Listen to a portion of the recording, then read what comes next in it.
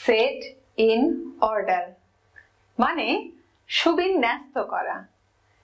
আমরা আগের যে ধাপটি ছিল সরানো বা সর্ট করা, সেখানে কি করেছি, যেই আইটেমগুলো আমাদের দরকার নেই সেগুলোকে সরিয়ে ফেলেছি। তার মানে হাতে আছে কি, শুধুমাত্র যেই আইটেম বা জিনিসগুলো আমাদের সচরাচর কাজে লাগে সেগুলো।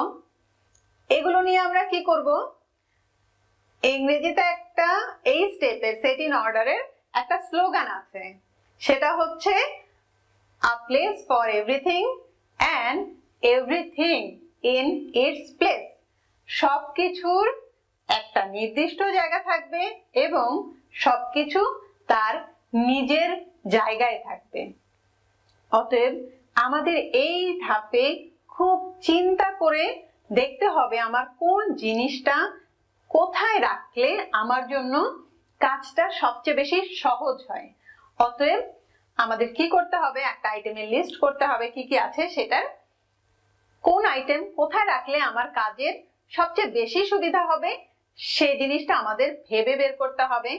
আমরা কয়টা পয়েন্ট মাথায় রাখবো সেটা আমি একটু পরেই বলবো। আমি 10টা লিস্ট করেছি, 10টা পয়েন্টের, তো সেটা আমরা মাথায় রাখলে আপনাদের সুবিধা হবে ওই জিনিসগুলো ঠিকভাবে সাজিয়ে রাখতে। আরেকটা জিনিস মাথায় রাখতে হবে, সেটা হচ্ছে ভিজুয়াল কন্ট্রোল।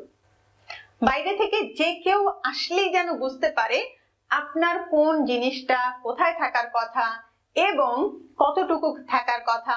সে যেন বুঝতে পারে, যে ভিজিটররা যেন বুঝতে পারে যে তার কি করা উচিত কি করা উচিত না, কোনো দুর্ঘটনা হলে কোন দিকে তার যেতে হবে।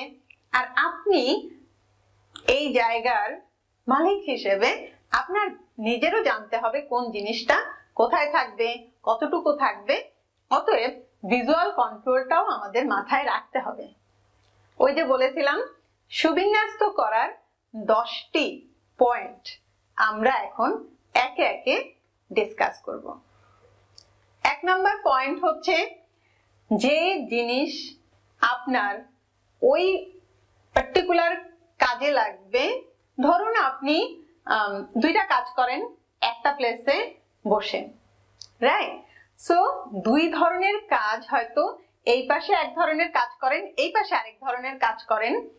অতএব ধরেন এখানে কাটিং হয় এবং এখানে আপনার সেটাকে স্ট্যাপলার মারা হয়। অতএব কাটার জিনিস থাকবে এই সাইডে, যা কিছু থাকবে সেটা এই সাইডে থাকবে কাটার, এবং আপনার স্ট্যাপলার করার জন্য যে জিনিসগুলো দরকার সেটা থাকবে এই সাইডে। অতএব আপনার মাথায় রাখতে হবে এক কাজের জিনিস আরেক জায়গায় যেন না থাকে।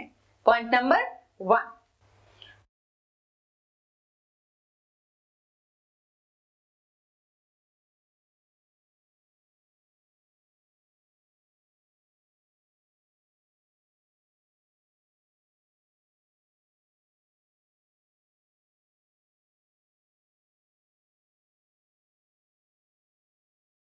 পয়েন্ট নাম্বার 2, যে জিনিসগুলো আপনার যত ঘন ঘন লাগে, যে জিনিস আপনার সবচেয়ে বেশি কাজে লাগে, সেটা থাকবে আপনার কাজের হাতের এই রেঞ্জে, রাইট?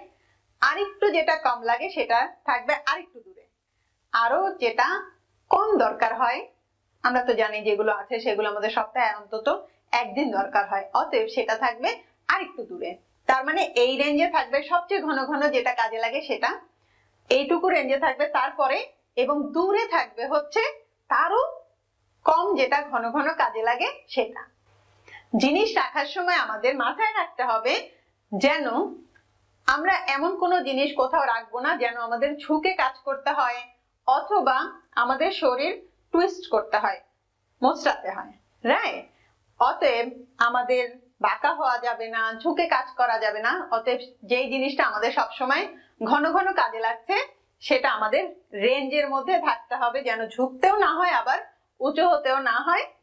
কারণ কি, এখানে একটা আর্গোনমিকের আমাদের বডি স্ট্রেসড হয়ে যায়, আমাদের বডিতে আমরা বিষণ্ণ না অবসন্ন হয়ে যাই যখন দেখা যায় আমরা ঠিকভাবে আর্গোনমিক অনুযায়ী কাজ যদি না করি, তাই না? চতুর্থ যে পয়েন্ট সেটি হচ্ছে এমন ভাবে আমাদের জিনিস রাখতে হবে যেন আমরা সেটি সহজে খুঁজে পেতে পারি। অতএব এজন্যই আমরা সাধারণত যেটা করি সেটা হচ্ছে গ্লাসের জারের মধ্যে হয়তো জরুরি জিনিস রাখলাম, ইজিলি যেন আপনি খুঁজে পেতে পারেন। আমরা যখন জিনিস রাখবো তখন অবশ্যই দেখব যেই জায়গায় আমরা জিনিস রাখছি, তার মানে আপনার ঘন ঘন কাজের করার জন্য কিন্তু কয়েকটা স্পেস আপনার লিমিটেড আছে, এবং তার মানে আপনি ঘন ঘন কাজ করবেন, এই স্পেসের মধ্যে আপনি সেই কাজের জিনিসগুলো রাখছেন।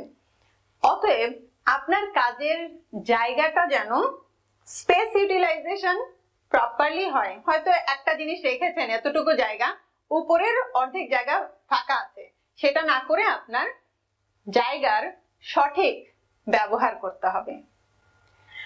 আমরা ষষ্ঠ পয়েন্টে চলে আসি। এমন করা যাবে না যে আমরা সব জিনিস এক জায়গায় রাখলাম, সেই জায়গায় ভিড় হয়ে যাচ্ছে, বারবার আমার যেতে হচ্ছে, অন্য কারো সাথে ধাক্কা খাচ্ছি, সেটা করা যাবে না। পরের পয়েন্ট হচ্ছে ভারী জিনিস থাকবে নিচের দিকে, যেই জিনিসগুলো হালকা সেগুলি থাকবে উপরের দিকে। মাথায় রাখতে হবে সহজে রাখা যায় এবং সহজে নেওয়া যায় এরকম ভাবে আমরা জিনিস রাখবো। দেন 9 পয়েন্ট হচ্ছে একসাথে আমরা কাজ করি। যদি এমন হয় যে আমার একটা কাজ করতে দুইটা জিনিস লাগে, তাহলে সেই দুইটা জিনিস আমরা একসাথেই রাখতে পারি, তাই না? আর সবচেয়ে ভালো হয় যদি আমরা যেই জিনিসগুলো নিয়ে কাজ করছি সেই জিনিসগুলো কিছু একটা ঝুড়ি বা কোনো একটা বক্সের মধ্যে রাখি।